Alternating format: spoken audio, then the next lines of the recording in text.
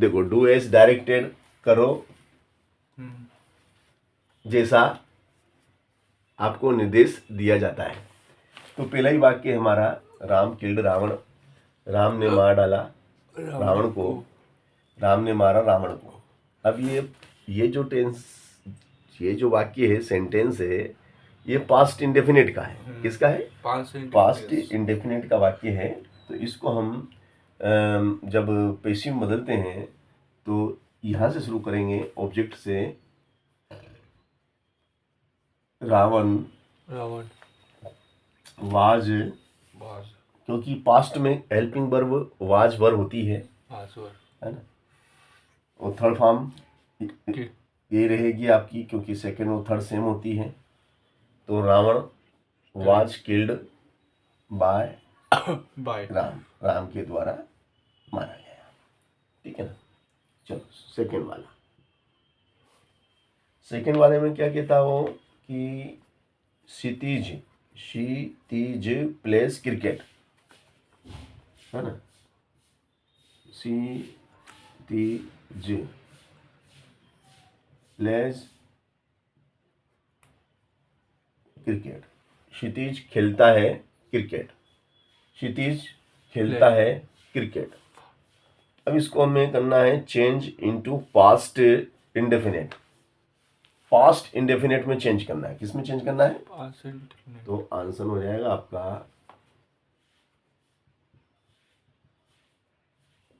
क्षितिज played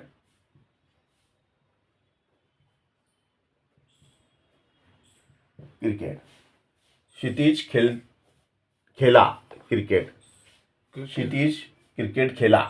कुछ change नहीं, वैसे उसमें से वो थर्ड फॉर्म हो गया। चलो थर्ड में है have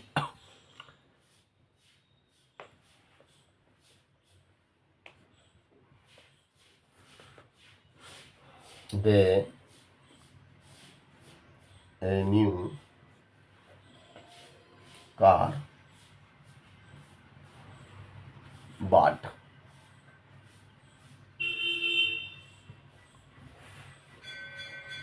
Have they a new car bought?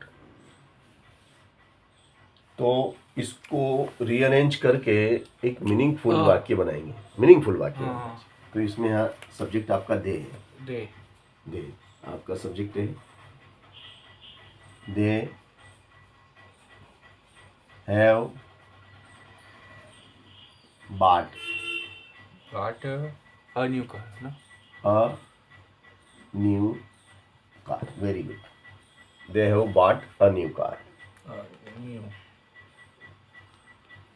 car। They have bought a new car। है ना? हाँ। चलो अगला वाक्य अपन लेते हैं।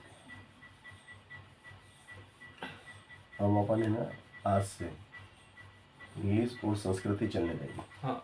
बस इंग्लिश और संस्कृत और कुछ नहीं। तेरे तू भी पेपर लिया ना इंग्लिश के, और कहीं अगल बगल से, ओके सर। है ना, उससे भी ले लेंगे अपन। क्या नाम है वो, कभी उसने परीक्षा दी हो इंग्लिश से संस्कृत की, उससे भी लेंगे।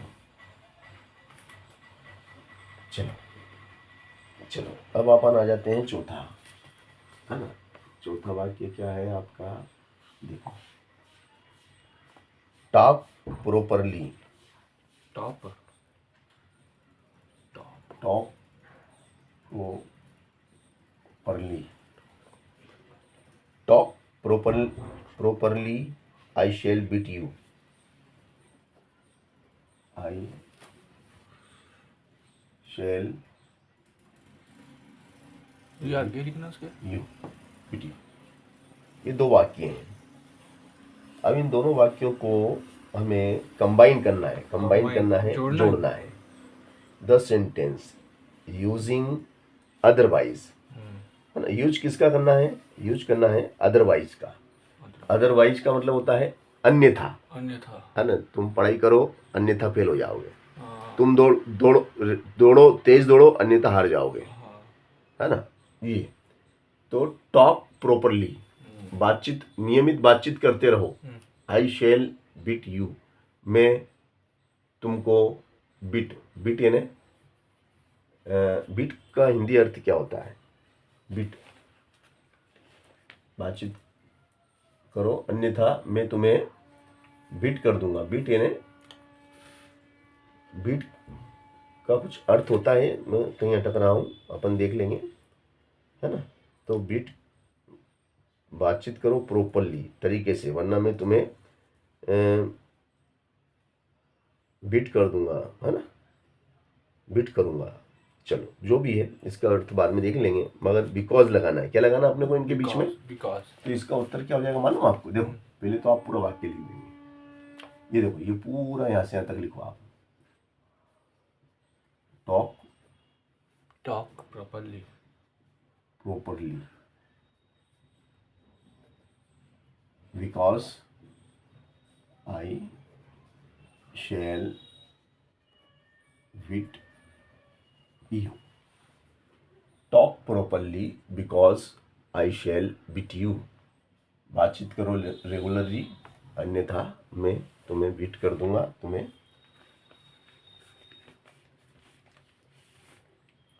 चलो अब आता है नेक्स्ट 5वां वाक्य आपका, और वो है to find. To find, to find, to find error, to find error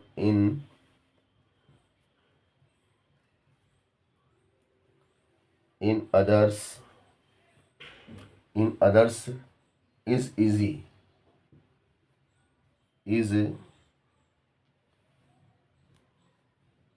easy. To find error in others is easy. तो भैया इसमें आपको यूज करना है, rewrite the sentence beginning with it. It के प्रयोग से हमें वाक्य को लिखना है। किसका प्रयोग करना है इसमें? इट का प्रयोग कीजिए, इट से शुरुआत कीजिए वाक्य की। वाक्य की शुरुआत हम इट से करेंगे, कोई दिक्कत नहीं।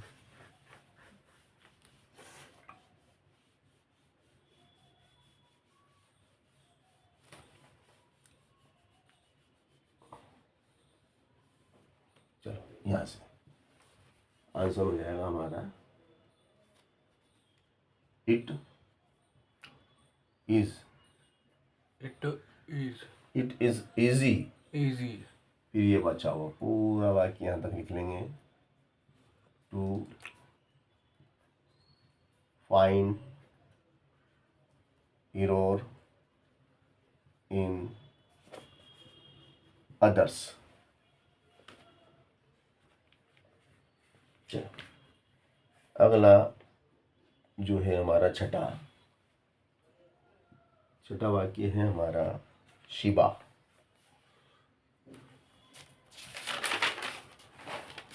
शिबा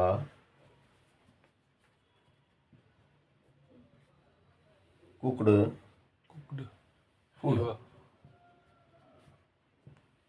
शिवा पकाता है, शिवा ने पकाया भोजन, शिवा ने भोजन पकाया, आंसर शिवा ने भोजन पकाया। तो हमें इसका नेगेटिव बनाना है। नेगेटिव, तो Shiva did, did, Shiva did, क्योंकि सेकेंड फॉर्म है तो सेकेंड फॉर्म में डिड लगता है। Shiva did not, first form change into first form, cook, not food. Cook.